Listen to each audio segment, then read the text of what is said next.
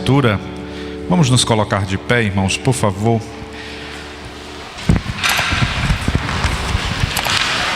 Os irmãos, por favor, abram a Escritura no Evangelho segundo escreveu Mateus.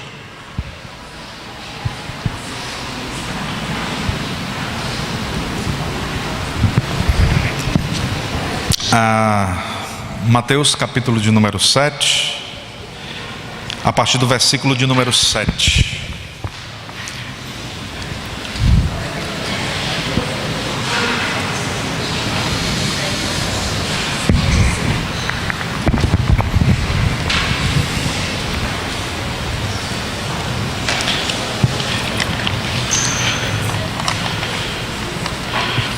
Você já encontrou o texto? Por favor, diga amém. Pedi e dá-se-vos-á, buscai e encontrareis, batei e abre-se-vos-á. Os irmãos.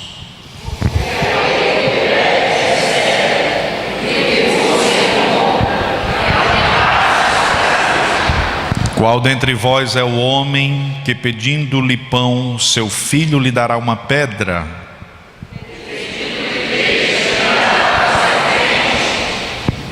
Se vós, pois, sendo maus, sabeis dar boas coisas a vossos filhos, quanto mais vosso Pai que está nos céus dará bens aos que lhe o pedirem.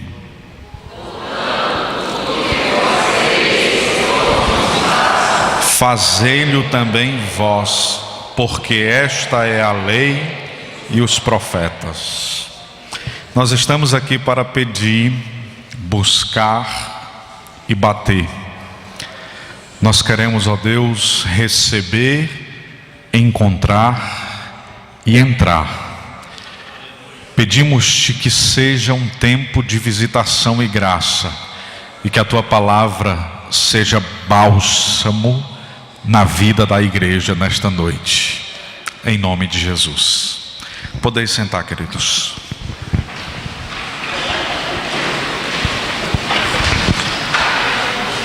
Eu gosto muito do Sermão da Montanha.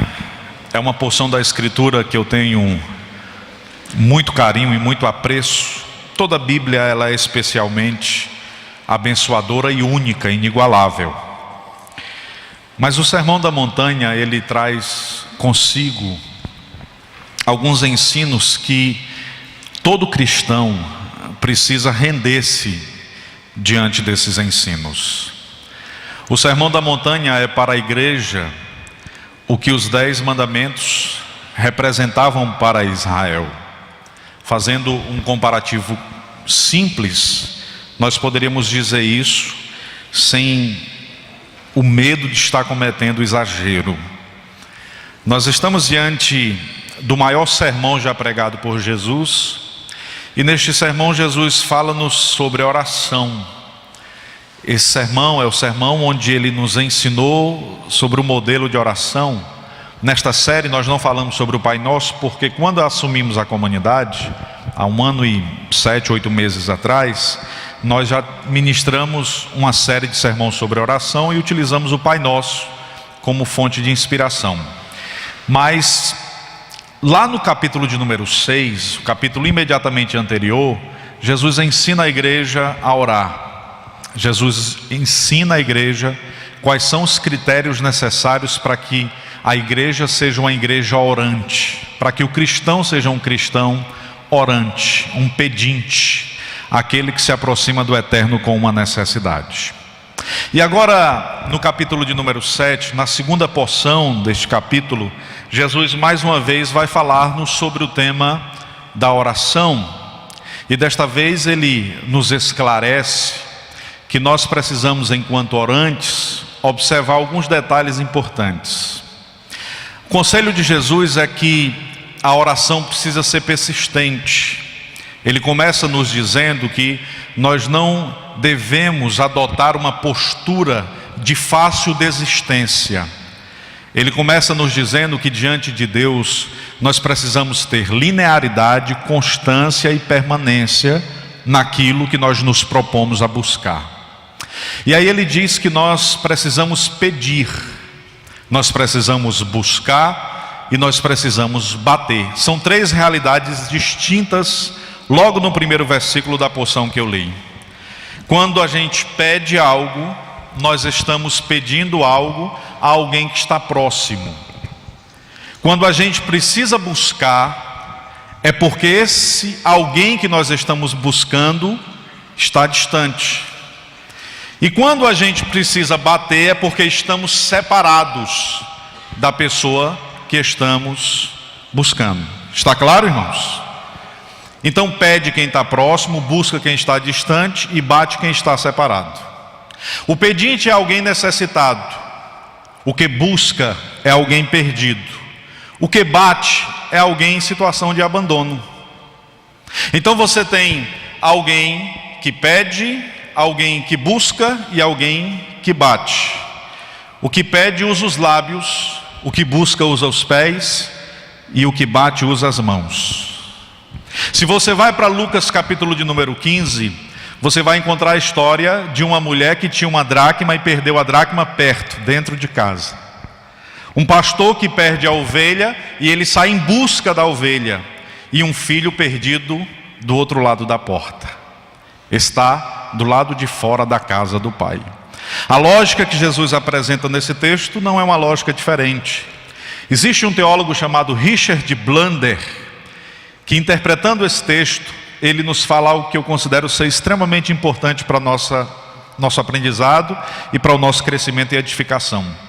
Ele disse que para a gente entender esse texto, nós precisamos pensar em quando nós éramos crianças. Imagine você com a idade aí de aproximadamente 8, 9 anos, 7, 8, 9 anos, ainda criança, e de repente você tem uma necessidade, mas sua mãe está do lado da cama. Se você tem a necessidade e você pede, sua mãe está do lado da cama, logo essa necessidade é atendida. Mas se em dado momento a mãe deixa você sozinho na cama e sai para a cozinha, para algum espaço, e você tem uma necessidade, você chama, ela não escuta, você precisa se levantar e ir até a cozinha para encontrá-lo. Mas existe um dado momento da noite que não adianta você ir para a cozinha, porque a sua mãe vai estar no quarto, e aí você precisa ir à porta do quarto e bater a porta do quarto. Richard Blander vai dizer que existem circunstâncias que como crianças nós pedimos, existem circunstâncias que como criança nós buscamos, e existem circunstâncias que como crianças nós batemos. E o que Jesus está nos ensinando é algo muito simples. Não existe nenhuma circunstância em que o amor de Deus não seja revelado. Não existe nenhuma circunstância em que ao medir o seu coração e a sua intenção em buscar a presença dEle e encontrar uma intenção sagrada, você não saia daquele ambiente sem resposta e sem vida. Portanto, nesta noite você pode estar próximo a ponto de apenas pedir, distante a ponto de ter que correr atrás, ou quem sabe separado, porque a Bíblia diz que os nossos pecados fazem separação entre nós e o nosso Deus, e as nossas fragilidades e imperfeições encobrem o seu rosto de nós para que Ele não nos ouça. Talvez uma porta esteja dividindo você da presença do Senhor nesta noite. O conselho que Ele dá ao que pede é o mesmo conselho que Ele dá ao que bate. Se você é necessitado porque pede, ou se você está em situação de abandono porque está distante, isso não muda o amor de Deus em relação à sua vida. Você pode estar próximo, distante ou separado. Isso não altera a bondade, a misericórdia e o amor de Deus. Portanto, pedi e dá-se-vos-á. Buscai e vocês certamente encontrarão. Batei e abre-se-vos-á. Porque aquele que pede, recebe, o que busca, encontra, e o que bate, abre-se-lhe-á. Esta é a promessa de Deus às nossas vidas. Logo, não existe circunstância que nos coloque na posição de total abandonado. Se eu predispor o meu coração a continuar lá, batendo na porta, buscando e pedindo, eu certamente serei ouvido, serei achado, porque nós chegamos aqui para buscar a Deus, mas quando nós encontramos a Deus, é nós que somos achados. Nós estamos aqui para buscar a presença de Deus, mas quando encontramos a presença de Deus, nós é que somos achados no processo. E aí, em terceiro lugar, nós precisamos da atividade de bater na porta. Então, basicamente, Jesus introduz essa porção, nos ensinando que nós precisamos desses três elementos. Não existe nenhuma circunstância que pode mudar o fato de que Deus ama você. Nada pode mudar o fato de que Deus ama você, nem a sua distância, nem a sua proximidade muda esse fato. Deus ama você e Deus nos ama, e graças a Deus por isso.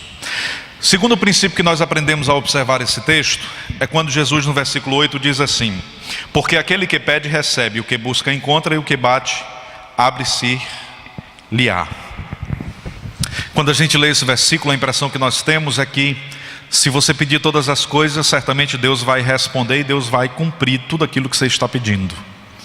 E quantas vezes você já deve ter ouvido alguém interpretando esse texto dizendo: peça, porque a Escritura diz que se você pede, Deus dá. Se você busca, você encontra. Então peça e busque, porque se você pedir, você vai receber. E aí existem pessoas que sofrem danosamente, porque quando olham para esse texto dizem: Senhor, mas eu estou há tanto tempo pedindo algo que é tão bom, que aparentemente é tão necessário, e o Senhor não me dá, e a tua palavra diz que se eu pedir, o Senhor vai me dar. E quando a gente vai olhar para o texto num detalhe, a gente vai perceber que a Escritura não está dizendo que Deus vai te dar aquilo que você pedir. A Escritura diz assim, aquele que pede recebe. Mas a Escritura não diz: aquele que pede recebe aquilo que pede. Há uma diferença profunda nisso. Aquele que pede recebe, não necessariamente aquilo que pede. Você precisa compreender isso, porque isso é uma das coisas mais importantes na vida de oração. Porque existirão muitas e muitas coisas que você vai pedir, e o silêncio de Deus permanecerá como única resposta para você. E o silêncio de Deus não significa dizer que Deus não está te respondendo. O silêncio de Deus significa dizer que Deus sabe o que é melhor para a sua vida, e você está recebendo o silêncio de Deus como resposta. Mas quem pede, recebe. A questão é que Deus não deseja meninos ou filhos ou crianças mimadas. A questão é que Deus não tem uma coleção de mamadeiras para colocar na boquinha daquele que sofre, e quando sofre, Deus já chega para acolhê-lo, para servi-lo, para que ele não enfrente drama algum. A questão é que Deus nos ensina. E por meio da oração, Deus deseja nos instrumentalizar nesta noite. Portanto, saiba disso nesta noite. Se você tem um pedido a Deus e se esse pedido não chegou como resposta, o problema não está em Deus. O problema não está na sua oração. Se você é persistente e se você tem buscado resposta há muitos anos e essa resposta não veio, o problema não está em Deus, e o problema não está na forma como você ora. O problema está naquilo que você deseja. Deus tem te respondido. Deus tem colocado diante dos teus olhos respostas diárias. Você tem encontrado aquilo que você tem buscado. Só que muitas vezes, aquilo que você encontra não é aquilo que você quer. Aquilo que você encontra é aquilo que Deus sabe que é melhor para você. Deus, o nosso Deus, tem permitido que você entre em determinadas portas e tem escancarado determinadas portas. Outras permanecem fechadas, mas a porta que se abre por causa da bondade dele. Pastor, explique isso melhor. Eu preciso saber qual é o critério para que eu ore, porque não tem aquelas igrejas que criam a campanha, né? A oração que Deus escuta, a oração dos 930, dos 210, dos 22, dos 150, né? Misericórdia. E aí você traz uma ideia mística de que se você fizer determinada oração. Ontem eu estava assistindo um programa de pesca, e aí eles, acho muito legal, sempre que posso, assistindo um programa de pesca, e aí tinha um pescador lá fazendo uma oração para chamar os peixes. E aí o pescador fez lá um ritual e começou a fazer assim com a mão para chamar os peixes. Aí depois virou assim para o repórter que estava filmando, aí fez assim, benzeu o repórter. Eu sei que ele fez assim uma marmota toda, quando puxou assim umas 20 sardinhas. Isso é uma oração fraca. Oração desanimada. Foi o que ele levou para casa, viu? No mar, ainda mais. A questão é que não existe mística, não existe jeito, não existe forma. Pastor, existe uma oração que Deus escuta? Existe. Pastor, e quais são os critérios? Só existem 2 na Bíblia. Os irmãos querem saber?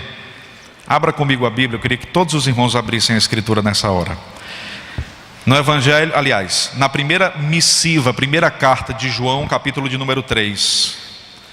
Primeira carta de João, nós agora vamos saber qual é o segredo para Deus responder às nossas orações. Primeira carta de João, capítulo de número 3, versículo 21 e 22.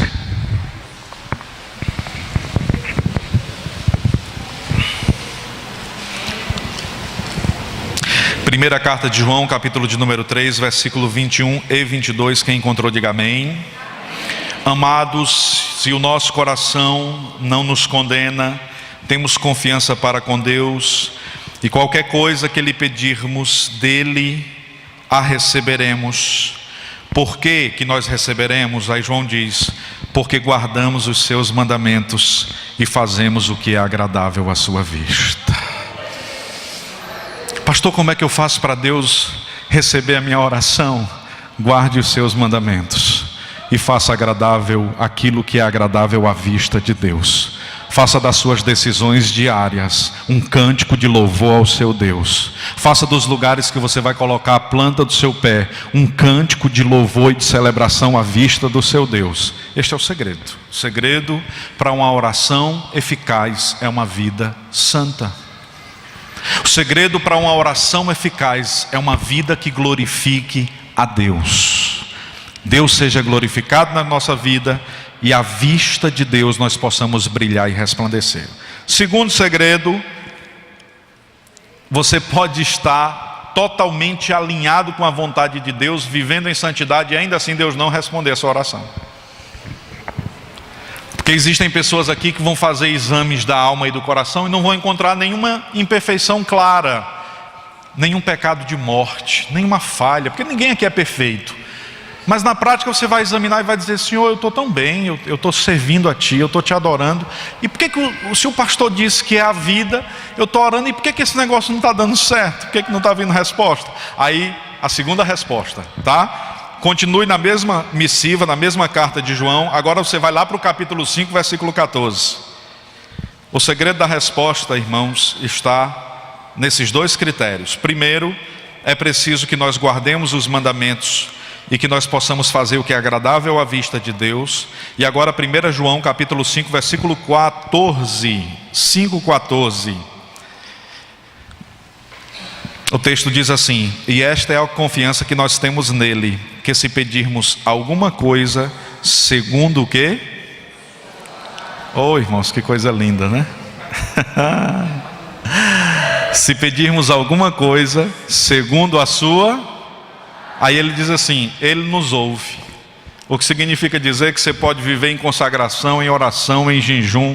Pode viver em cima do monte, sobe monte, desce monte, sobe monte, desce monte. Pode ser desses crentes assim, tarimbado. Mas se a sua oração não for de acordo com a vontade de Deus para a sua vida e para a sua história, Ele não te ouve. Você pode ser um crente que não tem tanto tempo de subir monte, de descer monte. Você lê a Escritura Sagrada quando vem para o culto. Você tem pedido graça e misericórdia a Deus para reparar algumas coisas da sua história. Você tem pedido a Deus para Deus te ajudar, porque você está fragilizado, enfraquecido, tentando livrar-se de um pecado que te persegue há tantos anos e continua te perseguindo. Mas se a tua oração estiver de acordo com a vontade de Deus, Ele te ouve, Ele te escuta, Ele te perdoa, Ele te restaura, Ele te concede graça. Porque o princípio bíblico é vontade de Deus? Então a resposta é positiva. Eu ando segundo a sua palavra? Sim. Então a atenção de Deus é positiva. Mas se eu não ando conforme a palavra de Deus, se eu trato com desdém os princípios da Escritura Sagrada, e se a minha oração não está alinhada com o centro da vontade de Deus, eu saio daquele ambiente sem respostas. Por isso, irmãos, nós precisamos ter muito cuidado para não interpretar um texto sem contexto, para que ele não se transforme em pretexto para a heresia. Todo texto precisa de um contexto, para que ele possa ser suportado como verdade bíblica. Existe uma regra na hermenêutica que é a ideia de que a Bíblia interpreta a própria Bíblia. Se você usa um versículo reservado e a partir desse versículo você cria uma doutrina, você está fazendo algo profundamente irresponsável. A Bíblia interpreta a própria Bíblia. Então não é só pedir, não é só bater e não é só buscar. Você tem que pedir de acordo com a vontade dele. Você tem que buscar a vontade dele. E você tem que bater na porta que ele te autorizou a entrar. Se assim você fizer, você vai ter escuta, você vai ter acolhida e você vai ter espaço. Deus vai te acolher. Bendito seja o nome de Jesus.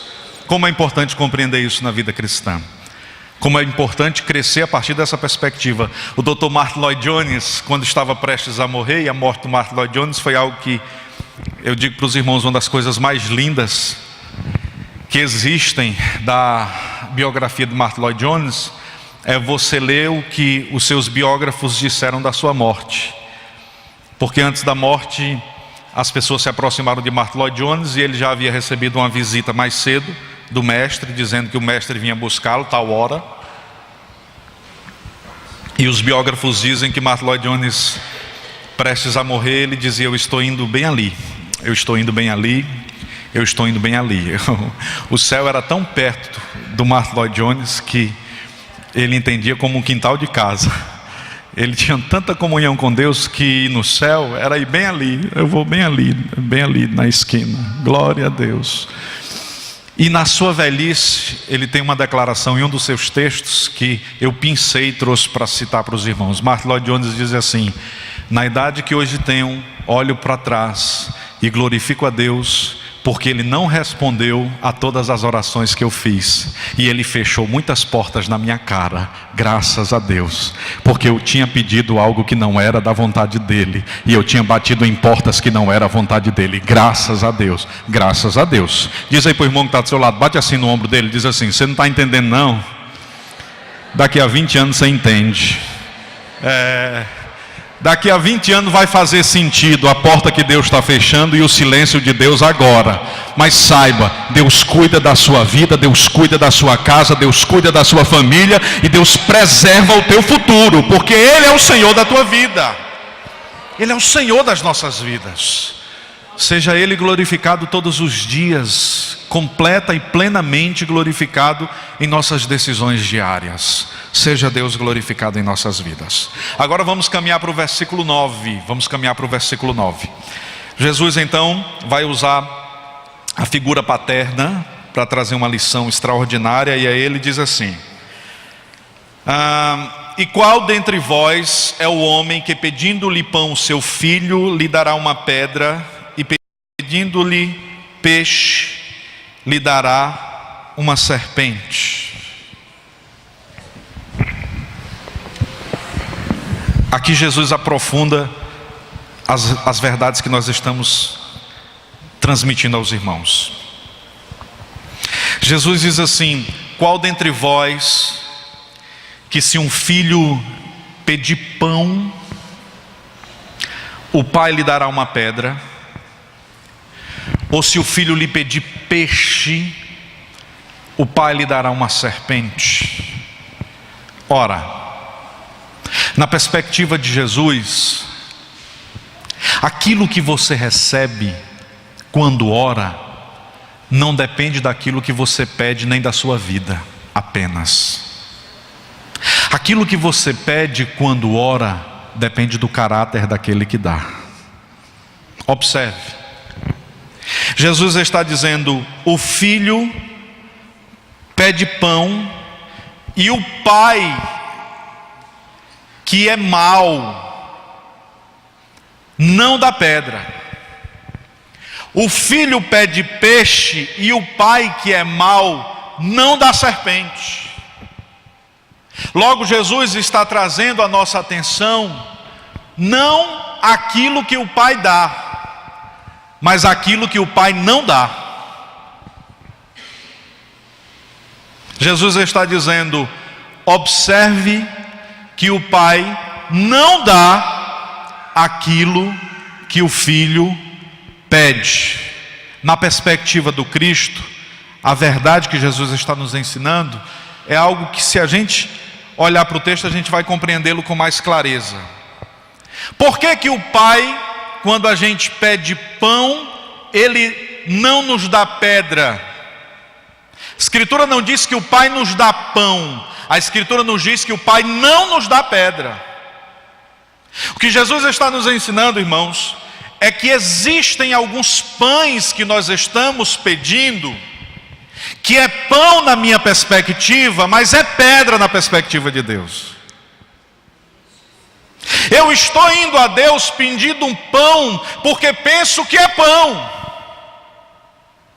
mas Deus não me dá, porque Deus sabe que é pedra e vai me fazer tropeçar lá na frente. Quantos e quantos chegam na presença de Deus e estão pedindo pedras e serpentes? Jesus está dizendo, o caráter do Pai está naquilo que Deus não dá. Olha que coisa linda, a oração diz respeito àquilo que Deus não nos dá. Uma coisa boa, irmãos. Amém, irmãos? E sabe por que Deus não te dá pedra? Porque a pedra que parece pão, que parece interessante para você, ela vai servir de tropeço para você no futuro. E veja o que o salmista disse no Salmo de número 56, versículo 13: pois tu livrastes a minha alma da morte, pois tu livraste os meus pés de tropeçarem, para que eu ande diante de Deus na luz dos viventes. Deus está te dando livramento, minha irmã. Deus está te dando livramento, meu irmão.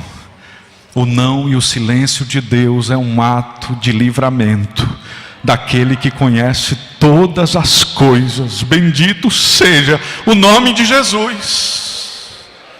Você sabe por que Deus não dá serpentes? Porque essa serpente pode se virar contra você no futuro. E o que é que Deus nos dá? Deus nos dá graça para suportar a ausência do pão e a ausência do peixe. Deus nos dá graça até quando Ele não nos dá pão e Ele não nos dá peixe. Ele nos dá graça. E quando você pensar que está sozinho, você tem que lembrar que em Lucas Ele prometeu que nós pisaríamos e calcaríamos a serpente, que elas não nos faria mal algum. Deus nos dá graça e poder para vencer as dificuldades do dia a dia. É na presença de Deus que nós conseguimos isso. Pastor, eu vou orar a Deus para que orando a Deus, Deus possa responder a todas as minhas questões. Não. Eu vou orar a Deus para que orando a Deus e no encontro com o Eterno, eu possa conhecer qual é a vontade dEle para a minha vida. Eu vou orar a Deus para que na presença dEle, aquilo que Ele está querendo para mim, que eu não estou concordando, na presença dEle o meu coração seja convertido à vontade dEle, e eu entenda que ela é boa, ela é agradável e ela é perfeita. Quantos e quantos profetas falaram coisas loucas porque estavam distantes do ambiente da oração? Quantos e quantos homens de Deus na Escritura Sagrada disseram aquilo que estava apenas nos seus lábios, mas aquilo que nascia de um coração ferido, e o Deus que conhece o coração levou esses homens ao ambiente da oração, e no ambiente da oração Deus reverteu a visão e eles saíram daquele ambiente conscientes de que foram chamados para um propósito ainda maior. Quantos e quantos homens e mulheres da história do cristianismo já desistiram da caminhada e desistiram do seu propósito e da sua missão enquanto crentes na pessoa bendita de Jesus, porque desprezaram o ambiente da oração. É no ambiente da oração que você encontra a vontade de Deus. É no ambiente da oração que, encontrando a vontade de Deus, o seu coração sai dali leve, cheio de paz e cheio de contentamento. Quando estamos atribulados, nós queremos bater e queremos que aquela porta se abra. Nós queremos buscar e queremos que seja encontrado o que nós estamos buscando. Nós queremos pedir e queremos receber. Quando estamos conscientes e quando o Espírito de adoração repousa sobre nós, e quando o Espírito de Deus é Senhor das nossas vidas, a gente vai bater, a gente vai pedir e a gente vai buscar. não para que a gente receba, mas é porque faz parte da nossa história e da nossa existência, está na presença de Deus. Então o que Jesus está nos convidando a viver é um estilo de vida. Isso é estilo de vida. Um estilo de vida que busca Deus e buscando encontra. E que encontra Deus e encontrando não larga. Permanece de forma persistente. Todos os dias na presença do Senhor. Tem dia que você vai acordar próximo. Tem dia que você vai acordar distante. E tem dia que você vai estar separado. Mas nunca haverá um dia que você estará em desistência. O convite de Deus é: volte à presença dEle, sempre e eternamente. Volte à presença dEle. Vamos caminhar, que nós já estaremos chegando aqui na regra áurea. E eu quero me deter mais na regra áurea. Se vós, pois, sendo maus, sabeis dar boas coisas aos vossos filhos, quanto mais o vosso Pai Celestial. E aí ele diz assim: dará bens aos que lhe pedirem. Vamos caminhar. Olha só, Jesus não disse que nós temos maldade. Jesus disse que nós somos maldade. Ele diz assim: se vós, e é interessante, porque ele não diz assim, se nós sendo maus, ele diz se vós, porque aqui é um texto que proclama a divindade de Cristo. Não há maldade alguma nele. Mas não há nenhum de nós que não sejamos maus. E ele não está dizendo que nós fazemos algo mal, ele está dizendo que nós somos maus. E aí ele disse: sendo maus, vocês sabem fazer coisas boas, quanto mais aquele que é perfeito. E aí ele diz assim: dará bens aos que lhe pedirem. Pastor, então a gente pode ir pedir um carro, pode pedir casa, comida e roupa lavada. A Escritura está dizendo que dará bens. Olha o perigo de você ler apenas um versículo sem ter a visão sistemática da Escritura Sagrada. A resposta para você saber o que são esses bens está em Lucas. E eu vou ler para os irmãos não precisam abrir. Lucas capítulo 11, versículo 13.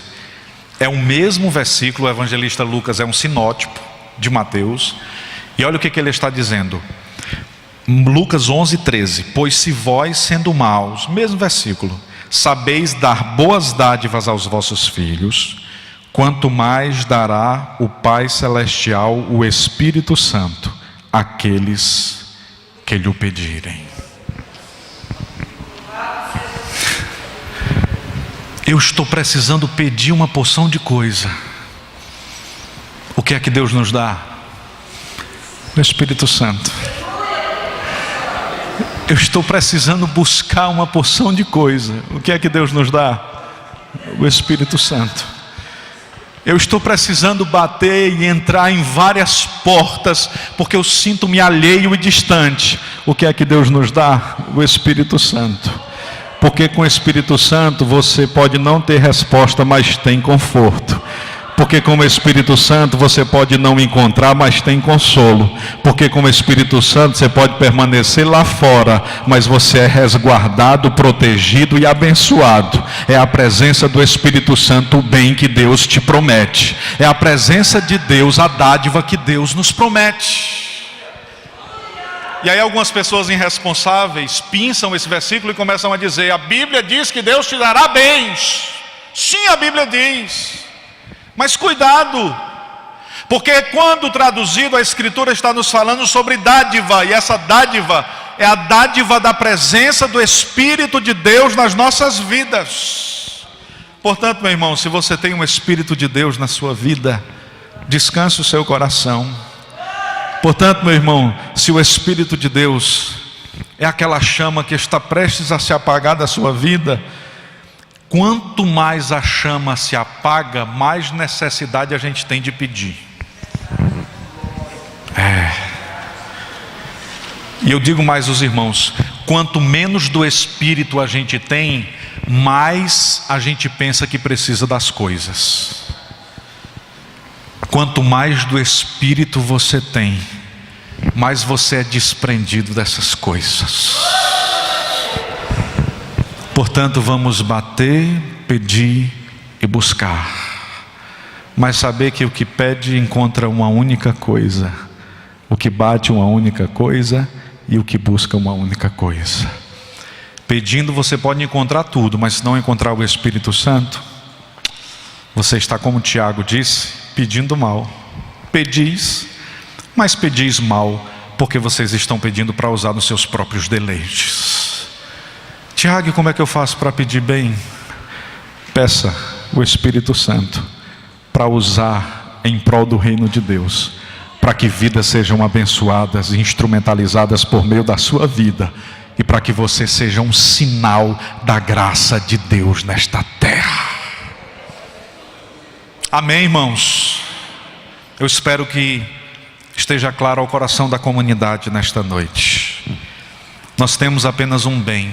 O salmista disse, e diz com muita propriedade: não tenho nenhum bem além de ti. Nós temos apenas um grande bem, e esse bem não pode ser perdido. Esse bem é a presença doce, meiga e suave do Espírito de Deus nas nossas vidas. E aí Jesus conclui com um versículo, assim como aconteceu na quinta passada, com um versículo que parece estar desconectado do contexto. O versículo ele é até de difícil compreensão, porque Jesus diz assim: portanto, tudo o que vós quereis que os homens vos façam, fazei-lo também vós. Nisso se resume a lei e os profetas. Se a gente for para a história, eu já estou concluindo o sermão. Se a gente for para a história, nós vamos encontrar Confúcio. Foi o primeiro pensador registrado que fez referência a uma lei áurea parecida com essa. Olha o que foi que o Confúcio disse. Confúcio disse o seguinte: não faça aos outros o que você quiser que não lhe façam. Não façam aos outros o que você quiser que não lhe façam. Tá certo? Os estoicos, um povo ali do primeiro século, escreveu em alguns textos apócrifos uma frase muito parecida, uma regra áurea, uma espécie de regra para a vida, que resumia tudo que eles acreditavam ser o ensino máximo. Eles disseram o seguinte: não faça a ninguém o que você mesmo odiaria. Os estoicos disseram isso. 20 anos antes de Cristo, haviam dois mestres em Israel. O nome de um era Hilel, o nome do outro era Shammai. Eu já falei com vocês sobre isso. E um dia um gentil fez o desafio aos dois. O desafio era resumir a lei durante o tempo em que eles teriam que ficar sobre um único pé, sem vacilar. Eu fico imaginando eu tendo que fazer isso. Pastor, e como é? Resumir a lei ficando assim, com um pé. Eu só ia dizer assim, lei, ia desequilibrar logo. Hilel, quando ordenaram a Hilel que Hilel teria que resumir a lei, e isso foi uma brincadeira que fizeram 20 anos antes de Cristo.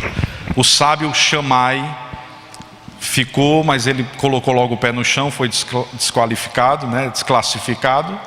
Era uma brincadeira entre os mestres. E Hilel não, Hilel disse uma frase, só que a frase de Hilel foi a seguinte: olha só, eu registrei aqui na íntegra: o que você achar odioso, não faça a ninguém. Esta é toda a lei, e o restante que passa disso, e o restante disso não passa de comentário. Ou seja, se você acha algo odioso, não faça a ninguém, porque se tem alguma coisa mais registrada na lei, isso é só comentário. A lei toda se resume a: não faça algo odioso a outra pessoa. Então observe que existe uma característica que caminha em Confúcio, nos estoicos e em Hilel. Qual é? A característica negativa. Observe: primeiro, não faça aos outros o que você quiser que não lhe façam. Segundo, não faça a ninguém o que você mesmo odiaria. E terceiro, não faça a ninguém o que você considerar odioso. Jesus vem com uma perspectiva nova, porque a perspectiva até Cristo era a perspectiva do não faça, a perspectiva negativa.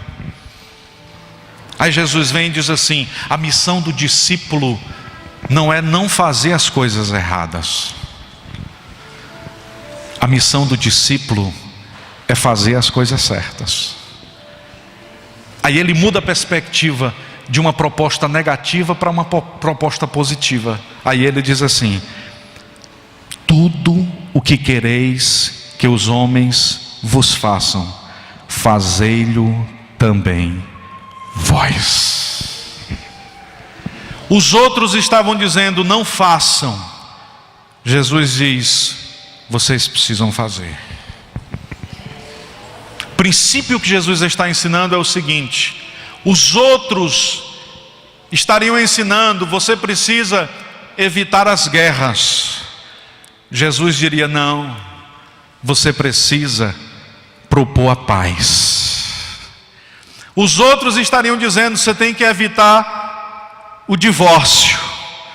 Jesus diria: não, você tem que amar o seu cônjuge de forma nobre e poderosa. Os outros estariam dizendo: você tem que evitar brigas. Jesus disse: não, se a briga acontecer, você tem que dar outra face e caminhar uma outra milha. A perspectiva do cristianismo é profunda, é maior, é larga, é positiva. Portanto, o que nós precisamos compreender nesta noite, como princípio máximo para as nossas vidas, é que você não foi chamado para não fazer as coisas. Ser cristão não é deixar de fazer as coisas erradas. Ser cristão é começar a fazer o que Deus faz. Ser cristão não é apenas abandonar as práticas erradas. Ser cristão é viver o que Cristo viveu. Você sabe o que é ser cristão? Se fôssemos resumir o Evangelho, ser cristão é fazer pelo mundo o que Jesus fez por você. É ter a capacidade de entregar ao mundo o que Jesus entregou por você. É ter a capacidade de acolher os que estão lá fora, assim como você foi acolhido pelo Mestre Jesus. Isso é ser cristão. Se você deseja compreender a verdade do cristianismo da forma mais límpida e simples possível, aqui está ela: façam. Não apenas uma ideia negativa, mas uma ideia positiva. Façam. Vocês têm orientação para fazer. Nós anunciamos há um tempo a disciplina de um jovem da comunidade que agora... E o processo disciplinar, irmãos, é um processo que o jovem que passa pelo processo disciplinar, ou a pessoa que passa pelo processo disciplinar, não só jovens, idosos também passam. Quem define o momento final do processo disciplinar não é o pastor, é a pessoa. Nas maiores incoerências é você achar que um pastor pode julgar que uma pessoa já está pronta para sair do processo disciplinar. São das maiores incoerências, porque eu não conheço nem o meu próprio coração. Se eu confiar nele, ele me dá uma rasteira. Só quem pode medir se estamos prontos ou não para vivenciar a experiência da restauração somos nós, sim ou não, irmãos? Então nós temos ensinado isto à comunidade, e isso será prática, porque a responsabilidade de quem diz eu estou pronto é de quem diz eu estou pronto. O tempo foi necessário para a reflexão, o tempo foi necessário para o ponderamento, e eu queria, com muita alegria no meu coração, eu digo para os irmãos isso com extremo prazer, com muita alegria no meu coração, anunciar que o irmão Israel vai até cantar a Deus hoje aqui. Vem cá, Israel.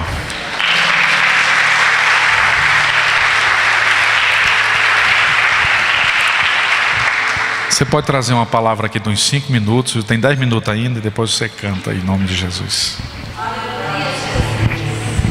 Pai, Senhor, irmãos, glória a Deus. Nós cremos que o nosso Deus, Ele é um Deus de recomeços. E há 1 mês e meio atrás eu vim falar com o pastor porque eu precisava falar. Eu precisava de um momento de cura e de reflexão. E a gente que está no altar, a gente é bastante observado.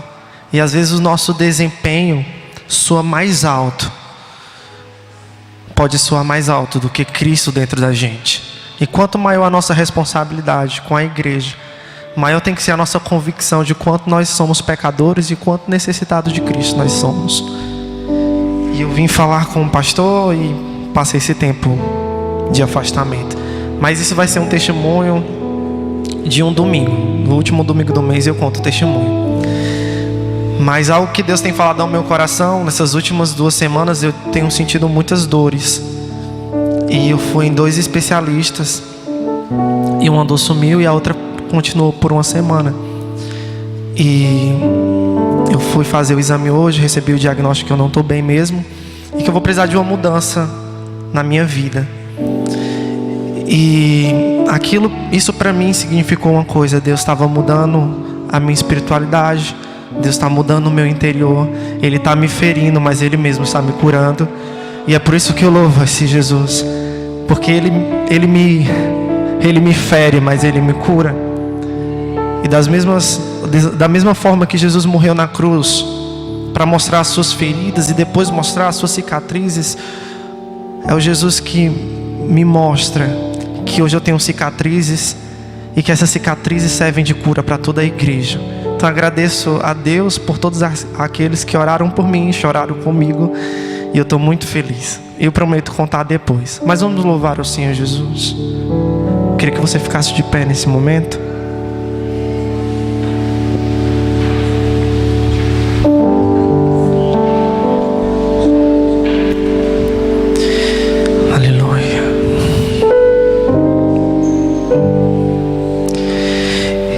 Existe um rio, Senhor,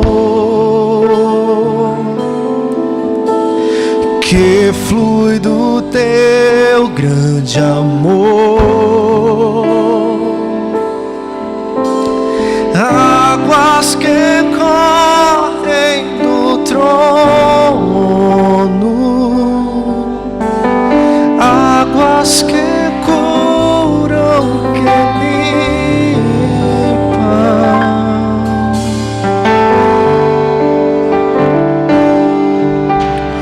por onde o rio passar, e tudo vai transformar, pois leva a vida do próprio Deus. Esse rio está nesse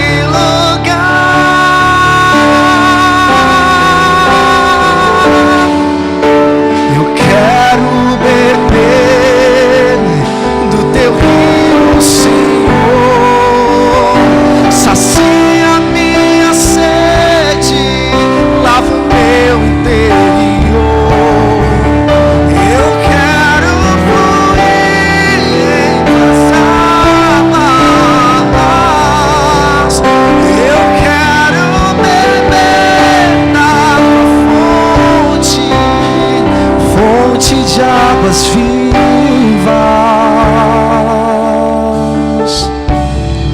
Tu és a fonte, Senhor. Vamos louvar mais uma vez. Existe um rio de Deus, e que esse rio possa passar nesse lugar, trazendo vida, trazendo cura, trazendo milagre, trazendo libertação. Diga para Ele: existe um rio, Senhor, que flui do teu grande amor. E águas que correm no trono, e águas que curam, que limpam, por onde Ele passar, por onde o rio passar, deixa Ele passar aí.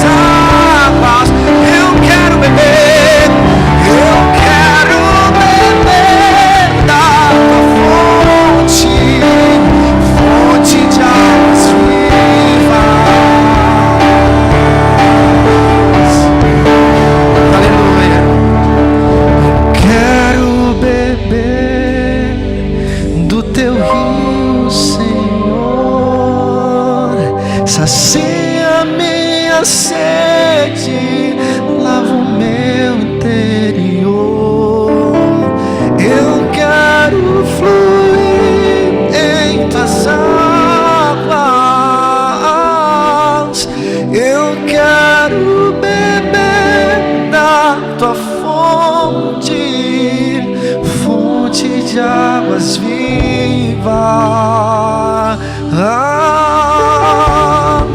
Tu és a fonte, Senhor.